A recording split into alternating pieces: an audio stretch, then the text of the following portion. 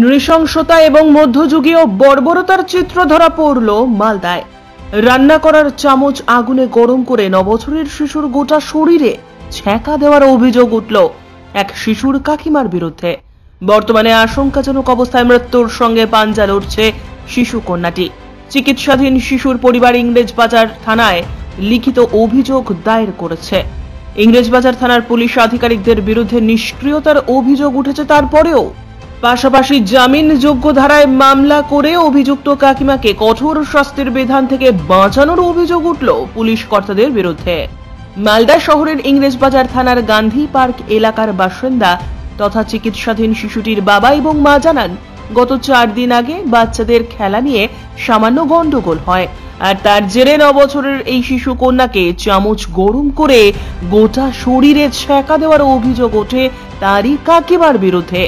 ঘটনার পর ইংরেজবাজার থানায় লিখিত অভিযোগ দায়ের করা হলেও পুলিশ কোনো রকম ব্যবস্থা নিচ্ছে না বলে অভিযোগ।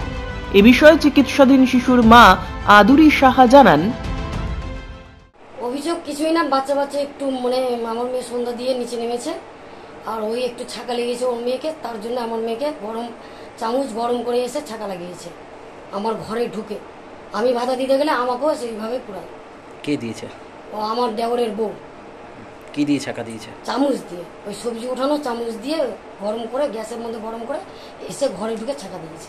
এখন কেমন আছে আপনার মেয়ে? মেয়ে খুব ভালো নেই, মেয়ের গায়ে জ্বর চলে এসেছে, মেয়ে এখন অসুস্থ, ঘুমিয়ে আছে, ট্রিটমেন্ট চলছে।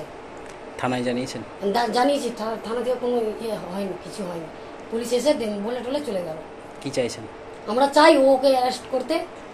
ওই নেক্সট টাইমে আমার মেয়েকে পুড়িয়ে মারবে না, কোনো গ্যারান্টি নেই।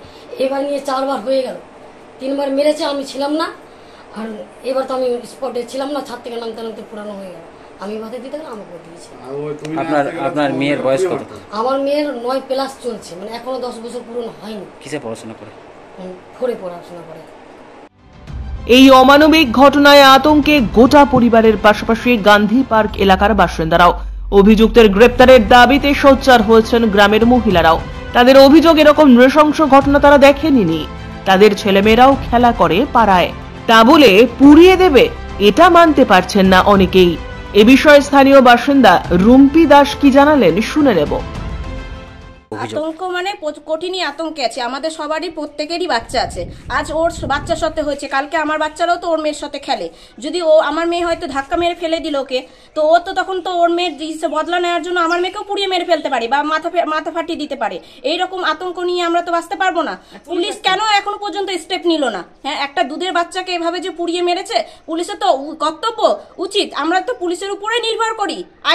আইন বলে, দেশে তো আইন বলে কিছু আছে। হ্যাঁ, আইনের যদি বিরুদ্ধে আমরা যদি যাই, তাহলে তো আইনের কি এটা ভালো লাগবে? পুলিশ যদি না স্টেপ নিতে পারে, আমাদের পাবলিককে ছেড়ে দিক, আমরা স্টেপ নিব। কিন্তু আমরা ওই মহিলাকে এখানে পাড়াতে থাকতেও দেব না। আমরা ওর চাই চরম শাস্তি হোক। এখন রয়েছেন যিনি অভিযুক্ত এই এলাকায়? না, উনি পালিয়ে গেছেন। ওই যেখানে থাকুক, ওকে যেন ধরে নিয়ে আসা হোক। আমরা চাই ওর চরম শাস্তি হোক। নারী এবং শিশু নির্যাতনের ঘটনা পশ্চিমবঙ্গে অত্যাধিক হারে বেড়েছে। পুলিশ কোনো ব্যবস্থা নিচ্ছে না বলে দাবি বিজেপির। এ বিষয়ে দক্ষিণ মালদা কেন্দ্রের বিজেপির সাধারণ সম্পাদক অম্লান ভাদুরী আমাদের কি জানালেন শোনাবো আপনাদের। নারী শিশুদের উপর এইরকম অমানবিক ঘটনাগুলো পশ্চিমবঙ্গে অত্যাধিক বেড়েছে। মুখ্যমন্ত্রী বারে বলছেন পুলিশকে স্ট্রিক্ট অ্যাকশন নেওয়ার জন্য, কিন্তু 4 দিন ঘটনা ঘটে গেছে, পুলিশে কমপ্লেন করার পর পুলিশ কোনো ব্যবস্থা দিচ্ছে না। এটাতে পশ্চিমবঙ্গের তৃণমূলের সরকারের পুলিশ যে ইনঅ্যাক্টিভ এবং শিশু নারীদের উপরে ঘটনাতেও তারা সহানুভূতিশীল নেই, এটাই প্রমাণ পাচ্ছে। এটি অমানবিক ঘটনা।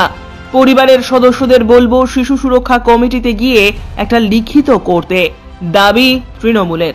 এ বিষয়ে মালদা জেলা তৃণমূল কংগ্রেসের সহ সভাপতি শুভময় বসু বলেন, প্রথম কথা, 18 বছরের নিচে যে কোনো বাচ্চা, তারা চাইল্ড অ্যাক্টে আছেন, তাদের প্রতি যদি কোনো শারীরিক নিগ্রহ করা হয় বা মানসিক শারীরিক যা নিগ্রহ করা হয়, সেটা